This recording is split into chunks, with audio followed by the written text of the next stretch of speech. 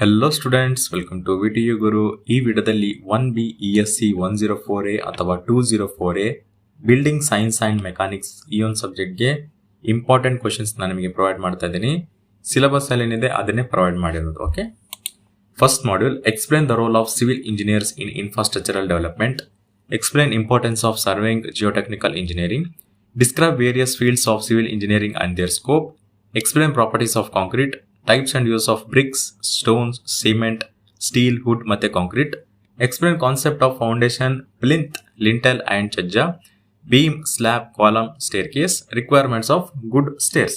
So students first model ಏನಿದೆಲ್ಲ complete theory part ಇದೆ, ಯಾವುದೇ ಒಂದು ನ್ಯೂಮರಿಕಲ್ ಇಲ್ಲ. ನೀವು ಔಟ್ ಆಫ್ 4 ಸ್ಕೋರ್ ಮಾಡೋಂಥ ಮಾಡಲ್ ಫಸ್ಟ್ ಮಾಡಲ್ ಔಟ್ ಆಫ್ 20 ತಗೋಬಹುದು.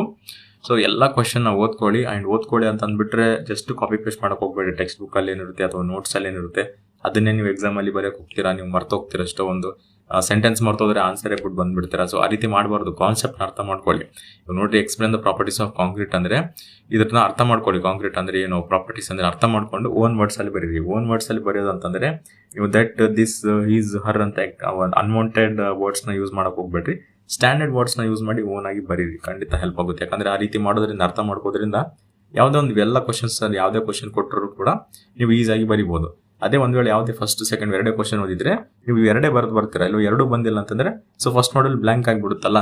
ಸೊ ಆ ಒಂದು ರೀಸನ್ಗೋಸ್ಕರ ಹೇಳ್ತಾ ಇರೋದು. Okay, next model 2 explain IGBC scope and benefits, explain LEED rating system evaluation process, compare IGBC versus GRI HA for energy efficiency, explain characteristics of green materials, explain ASC blocks used in civil engineering, materials, bamboo, recycled plastics, explain smart city concept and technologies. Next module 3 explain idealization in engineering mechanics, characteristics of force, principle of transferability of force parallelogram law, concurrent and non-concurrent coplanar forces, define movement of force and couple, state and prove Annon's theorem, resultant of a system of forces, direction and magnitude of resultant forces.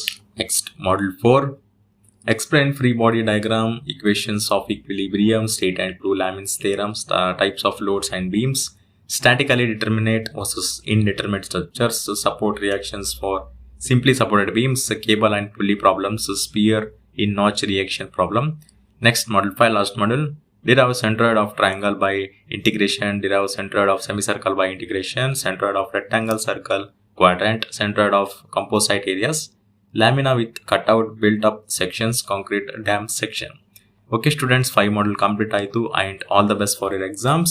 ಇದ್ರ ಜೊತೆಗೆ model question paper ನಾನು description ಅಲ್ಲಿ link ಹಾಕ್ಬಿಡ್ತೀನಿ. ಇದ್ರದ್ದು ನೀವು download ಮಾಡ್ಕೊಳ್ಳಿ. And model question ಪೇಪರ್ಲಿ ಯಾವ numericals ಇದಾವೆ ಮತ್ತೆ ಎಕ್ಸ್ಟ್ರಾ ಥಿಯರಿ ಪಾರ್ಟ್ ಏನಿತ್ತಂದ್ರೆ ಅವನ್ನೆಲ್ಲ ಓದ್ಕೊಳ್ಳಿ. ಬಹಳ ಅಂದ್ರೆ ಬಹಳ ಹೆಲ್ಪ್ ಆಗುತ್ತೆ. ನ್ಯೂಮರಿಕಲ್ಸ್ ಮಾತ್ರ ಖಂಡಿತ ಮಾಡಲ್ ಕ್ವಶನ್ ಪೇಪರ್ ಇಂದಾನೆ ಓದ್ಕೊಳ್ಳಿ ಅಂತ ಹೇಳ್ತಾ, ಈ ವಿಡಿಯೋ ನಿಮ್ಗೆ ಇಷ್ಟ ಆಗಿದ್ರೆ ಪ್ಲೀಸ್ ಲೈಕ್ ಮಾಡಿ, ಶೇರ್ ಮಾಡಿ ಮತ್ತು ಸಬ್ಸ್ಕ್ರೈಬ್ ಮಾಡಿ. And thanks for watching.